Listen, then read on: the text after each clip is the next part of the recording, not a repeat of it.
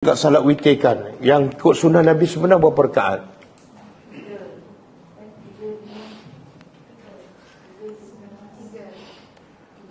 Salat tarawih kalau ikut sunnah Nabi.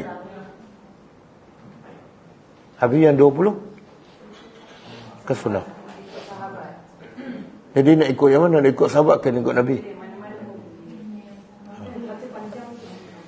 Ya, sebenar hadis Nabi kata man qama lailatul Ramadan, man qama Ramadan, siapa mendirikan malam Ramadan imanan wa ihtisaban, dengan penuh keimanan dan mengharap ganjaran pahala, ghufira lahu man taqaddama min zambi, diampunkan.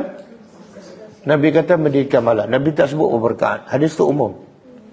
Maka sebab tu ulama kata solat yang penting kita solat di waktu malam selepas Isya sehingga sebelum subuh, maka dia termasuklah solat malam. Kamu buat 2 ke 4 ke 6 ke 11 ke 20 ke, bahkan Umar bin Abdul Aziz ada dia solat sampai 36 rakaat. Semalam ada pelajar kos saya, dia kata, Ustaz, solat witir ni, solat tarawih ni sebenarnya berapa rakaat? 8 ke 20? Sebab dia tanya, dia telefon satu jabatan mufti di dunia lah. Seorang ustazah angkat. Ustazah tu jawab apa? Kalau solat tak cukup 8, bukan solat tarawih. Dia antara 8 hingga 20. Jadi kalau tak cukup 8, bukan solat tarawih. Sedangkan Nabi tak pernah cakap pun. Nabi tak pernah cakap.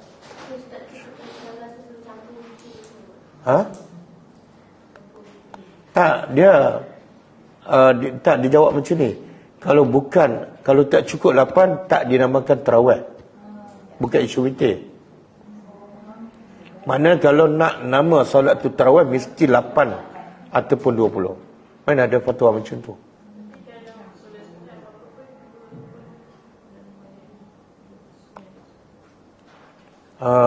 Dia sebenar yang paling penting solat tu apa dia? Bukan bilangan, khusyuk.